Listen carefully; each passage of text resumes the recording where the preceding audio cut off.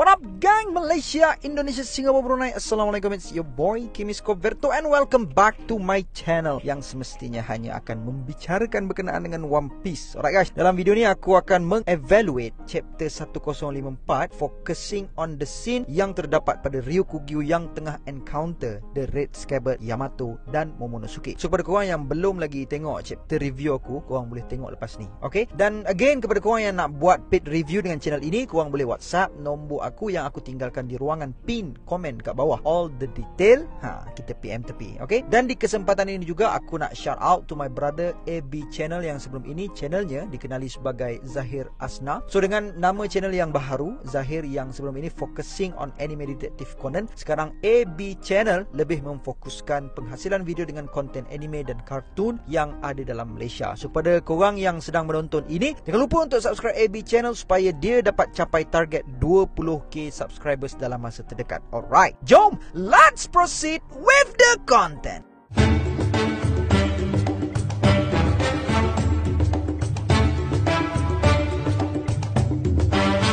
Alright guys, dalam video analisis chapter 1054 pada kali ini, kita akan kupas bersama-sama apa yang telah berlaku dalam chapter yang sangat-sangat hype dan epic yang merupakan the beginning chapter of the final saga of One Piece ini. Chapter kali ini mengandungi 3 fokus utama, which yang pertama tentang perkembangan apa yang sedang berlaku di Bumi Wano berkaitan pertembungan antara Admiral Aramaki the Ryukugyu dengan the Red Scabbard, Yamato dan Momonosuke. Part kedua pula tentang apa yang sedang berlaku di Lautan Wano yang menunjukkan kepada kita kemunculan watak yang dinanti-nantikan oleh kita selama ini, which is Akagami no Shanks dan the Red Hat Pirates yang sedang merencana sesuatu. Dan part yang terakhir pula menunjukkan perbincangan yang sedang berlaku di antara Sakazuki Akainu, Borsalino Kizaru dan Kuroma Tensei dekat Marine Headquarters yang berpengkalan di New World. Scene yang pertama, which is pertembungan antara Red Scabbard, Yamato dan Momo dengan Ryukugyu ni pun banyak benda yang aku nak share dengan korang sebenarnya. First, kita dapat tengok kemampuan Inuarashi dan Denjiro untuk mengesan kehadiran Ryukugyu yang semakin menghampiri Flower Capital. Benda ni kita dapat tengok pada panel yang pertama apabila Inuarashi memanggil nama Denjiro. Denjiro telah bertanyakan soalan yang berbunyi, "Kau pun sama?" Menunjukkan kepada kita yang Denjiro terkejut apabila Inuarashi juga merasakan perkara yang sama. Akan tetapi Nekomamushi dilihat tidak dapat merasakannya kerana apabila diajak oleh Inuarashi untuk pergi bersama mereka, kita dapat lihat ada satu bubble yang tertulis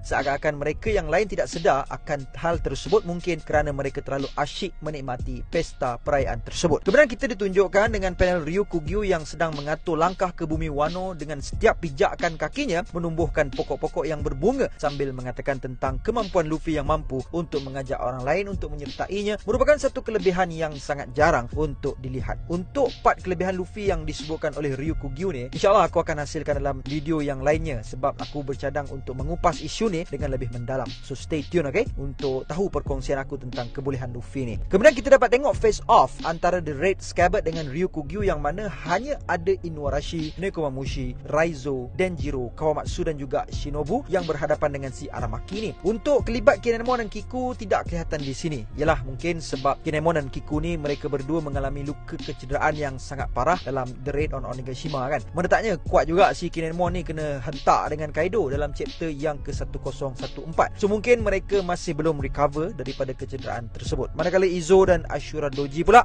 sebagaimana yang kita telah sedia maklum, mereka telah terkorban dalam The Raid on Onigashima. So hanya mereka berenam sahajalah the retainer of Kozuki Oden yang masih lagi hidup dan cergas untuk berkhidmat dan bertarung untuk Wano Kuni. Kemudian daripada chapter ni juga kita telah mendapat konfirmasi daripada Oda tentang betapa jelek dan busuknya pemerintahan the world government melalui kata-kata Admiral Ryukugyu, yang mana Admiral Ryukugyu telah mengatakan bahawa Celestial Dragon adalah daripada kalangan bangsa dewa dan negara yang tidak mempunyai ikatan dengan the world government tiada tempat untuk mereka di dunia ini. Ryukugyu juga mendedahkan kepada kita bahawa sifat kemanusiaan bergantung kepada penguatkuasaan hierarki dan mereka yang tidak mempunyai hubungan dengan the world government sepatutnya disingkirkan dan keseimbangan dunia ini terlahir daripada prejudis. Sekiranya mereka yang berada di Wano dibunuh, tidak ada pengadilan pun untuk mereka dalam dunia ini, dan seandainya perlu untuk mengorbankan ribuan nyawa penduduk Wano sekalipun, benda itu akan tetap dilakukan oleh Ryukugyu asalkan dapat dapat membawa pulang kepala monkey di Luffy. Daripada sini kita dapat tengok the true color of the world government yang selama ini dianggap sebagai pembela keadilan yang memegang panji-panji justice rupanya hanyalah sekadar pembohongan belaka. Sebenarnya apa yang mereka inginkan adalah manfaat daripada sumber yang mereka mampu untuk dapatkan, tak kisahlah daripada segi harta benda mahupun tenaga kerja dan kekuatan. Contohnya kita dapat tengok dalam chapter yang ke-1049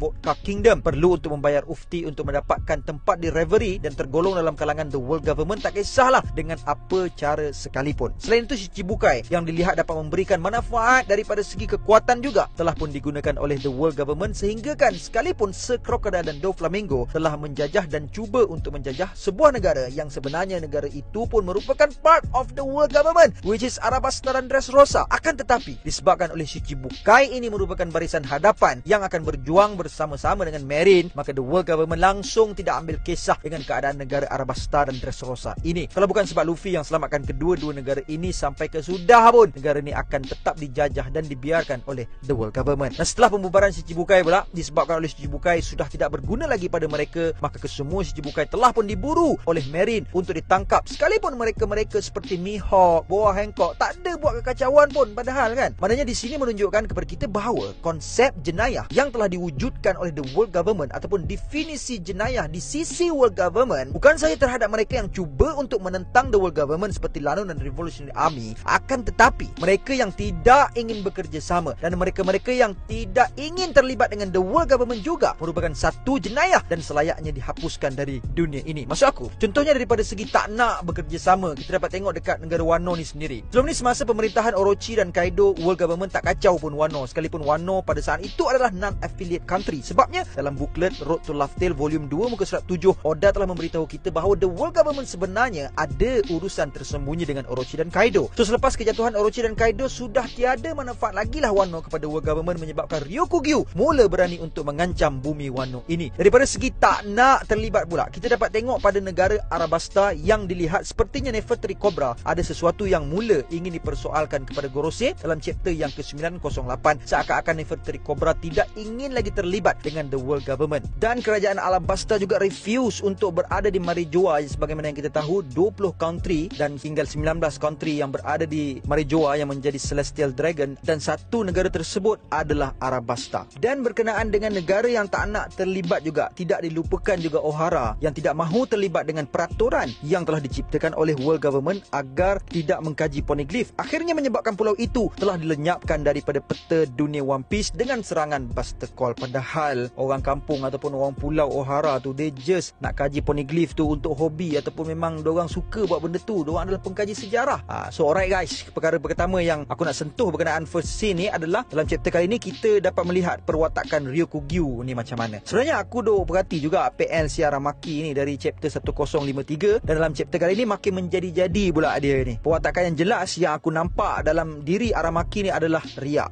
Sikap riak, yakni bangga diri dan suka menunjuk-nunjuk si Aramaki. First, kita dapat tengok masa dia jalan tadi tu, setiap langkah kaki dia asyik nak tumbuhkan pokok je, macam nak show off sangat lah. Ni pada pandangan aku lah. Sebab kita boleh tengok Akainu pun Logia, Kizaru pun Logia, Aokiji pun Logia, tapi tak ada pula nak tinggalkan jejak Logia diorang tu macam Aramaki ni kan. Melainkan Aokiji je lah. Itu pun terpaksa pasal dia nak kena letak ais bawah tayar basikal dia sebab dia nak kayuh senang. Tapi si Ryokugyu ni semua tempat dia nak tumbuh bunga tu, nampak sangat yang dia sengaja nak menunjuk-nunjuk kemampuan dia ni. Lepas tu kita juga dapat tengok yang dia ni menggunakan gerakan flexing force muscle untuk menyerang The Red Scabbard, padahal dia sendiri bagi tahu yang The Red Scabbard ni bukan tandingan dia pun. Habis tu apa hal dia nak flex sebagai nak kalahkan si Red Scabbard pula ni? Kita juga dapat tengok yang dia membangga diri dan memperkecilkan dan merendahkan kemampuan orang lain. Selamba je dia cakap yang siapa-siapa yang nak halang dia, silakan. Akan tetapi dia bersedia untuk menyembelih ribuan penduduknya Wano sekiranya perlu. Dan dalam chapter 1053 yang lepas juga kita dapat tengok macam mana dia merendahkan King dan Queen dengan mengatakan bahawa kalau dia kalah dengan Yonko Commander macam Queen dan King ni, mana dia nak letak dia punya muka. Tak cukup dengan riak dan takabur saja, Ryokugyu juga dilihat merupakan seorang yang ujub, yakni ingin dipuji oleh Akainu. Benda ni kita dapat tengok dalam chapter yang ke-1053 yang mana dia sendiri mengatakan bahawa dia pasti akan dipuji oleh Sakazuki Akainu sekiranya berjaya untuk membawa pulang kepala Luffy ke headquarters Marine. Dan kalau kita tengok dari kalangan Admiral ni, si Aramaki ni seorang je yang perangai macam gini. Kalau kita tengok si Kizaru, tak ada pun macam gitu. Aokiji, even Akainu sendiri kan. Kemudian selepas menunjukkan kebongkakannya itu dengan tidak semena-mena, dia telah pun pun dihempuk dengan kanabu milik Yamato, menyebabkan terus kepala Ryukugyu tersungkur menyembah bumi. Dalam panel ini kita dapat tengok power scaling yang tunjukkan oleh Oda kepada kita untuk watak Yamato ni, yang mana dapat kita katakan yang kekuatan Yamato ni standing dengan kekuatan seorang admiral, kerana dia berjaya untuk menyebabkan Ryukugyu yang dilihat berada dalam form raksasa pokok itu terkesan dengan serangannya, walhal serangan itu hanyalah sebuah serangan amaran. Dan kita dapat tengok yang Yamato pun tak berubah ke form Devil Fruitnya lagi pun. Dan kalau kita tengok yang si Aramaki itu pula dah berada dalam form Logia dia. Dan bahkan serangan tersebut juga bukan serangan yang special milik Yamato. Maksud aku kalau kata serangan special ni, Yamato dia akan serang dengan menyebut nama serangan tu lah kan. So dari sini layaklah kalau kita katakan yang kekuatan Yamato ni standing dengan kekuatan Admiral dan juga kekuatan Law dan Kid. Yalah, even Kaido sendiri mengiktiraf kekuatan yang ada pada Yamato sehinggakan dalam projek The New Onigashima setelah mengalihkan Onigashima ke Flower Capital namun gagal. Yamato lah yang bakal dilantik oleh Kaido untuk menjadi shogun yang baru, menunjukkan kepada kita bahawa kekuatan Yamato ini sememangnya diakui even oleh the strongest creature in the world sekalipun. Namun kekuatan Yamato masih belum mampu untuk mencapai tahap Luffy, sebab Luffy dengan serangan dalam bentuk Gift Fifth-nya berjaya untuk menumbangkan Kaido, meletakkan Luffy berada pada tahap yang lebih tinggi sikit daripada Yamato, Kid dan Law. Yamato kemudiannya telah membela nasib rakyat Wano yang baru sahaja merdeka selepas 20 tahun mereka ditindas dan dijajah oleh Kaido dan Orochi. Kemudian Momonosuke dalam form naganya telah pun tiba dan menyerang Ryukugyu. Sekalipun tidak mampu menggunakan teknik Blast Breath milik Kaido, namun Momonosuke tetap cuba untuk menghentikan Ryukugyu sepenuh tenaganya. Ryukugyu yang melihatkan naga yang berwarna pink itu berasa pelik kerana inilah kali pertama dia melihat kebolehan seperti ini, seakan-akan menunjukkan kepada kita bahawa Ryukugyu ini mempunyai pengetahuan yang luas berkaitan dengan kemampuan Devil Fruit. Dan sekalipun setelah dibelit oleh akar-akar yang menjalar Ryukugyu dan Momo dilihat struggle untuk melepaskan diri, namun Momo tetap menghalang Yamato daripada masuk campur dalam pertempurannya dengan sang Admiral. Itu menunjukkan bahawa Kozuki Momonosuke yang kini merupakan the Shogun of Wano bukan lagi seorang kanak-kanak cengeng yang penakut dan bersiap untuk menghadapi apa sahaja cabaran untuk mempertahankan nasib rakyatnya dan membalas jasa penyelamat negara mereka, which is Luffy, sekalipun terpaksa menggadaikan nyawanya sebagai ganti. So guys, itu sajalah perkongsian aku dalam video kita pada kali ini on the part ataupun scene yang menunjukkan pertembungan antara Ryukugyu, The Red Scabbard, Yamato dan Momonosuke kat sini. Dan untuk part yang scene yang akan datang ni, aku akan hasilkan video next pula supaya video ni tak jadi panjang sangat lah. So jangan lupa untuk kongsikan pendapat korang di ruangan komen di bawah berkaitan dengan chapter yang ke-1054 ini. And please share this video to all the nakamas out there untuk kita sama-sama berdiskusi dengan lebih rancak lagi. See you guys in the next content, and until then my gang, there is no God except Allah. Assalamualaikum warahmatullahi